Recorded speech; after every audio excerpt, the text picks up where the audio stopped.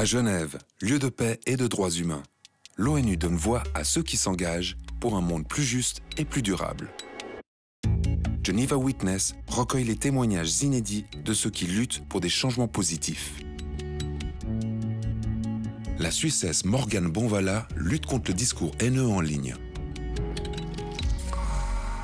Le projet Stop Hate Speech est né en 2019 et l'idée c'est de lutter contre le discours de haine en ligne et plus précisément sur les commentaires qu'on trouve sur les plateformes médiatiques et sur les réseaux sociaux. Le discours de haine, il a un fort impact sur la démocratie. Effectivement, les groupes qui sont ciblés participent moins dans les débats en ligne, se retirent des plateformes ou vont même jusqu'à se retirer de leur rôle qui leur donne une visibilité publique. Donc il y a de nombreuses voix que l'on n'entend pas et qui manquent au débat public.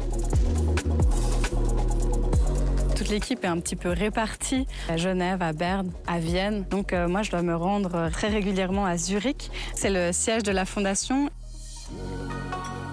J'ai été formée à toutes les questions de sexisme, de racisme direct sur les réseaux sociaux, notamment avec la vague MeToo, avec la grève des femmes en Suisse en 2019.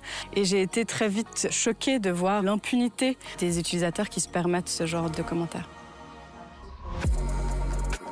On agit de deux manières. D'un côté, on mesure le phénomène. On a mis notamment en place un algorithme, à la fois avec une communauté en ligne et une équipe de chercheurs-chercheuses à l'EPFZ.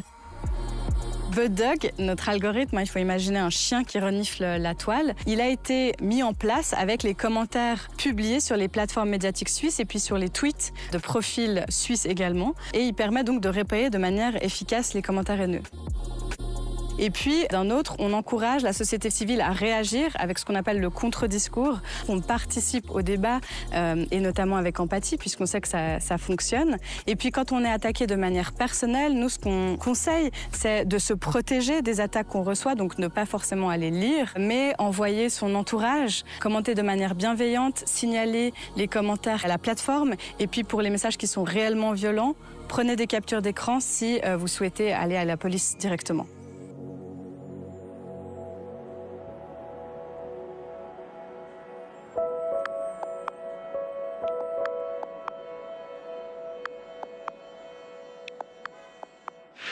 On sait que c'est une minorité d'utilisateurs et utilisatrices qui publient des commentaires haineux. C'est en fait un phénomène qui prend beaucoup de place pour une minorité de personnes qui s'expriment. En Suisse, on a un cadre juridique qui protège contre certaines formes de discours de haine, mais ce n'est pas parce qu'un commentaire est légal au sens de notre loi qu'il est pour autant acceptable en ligne.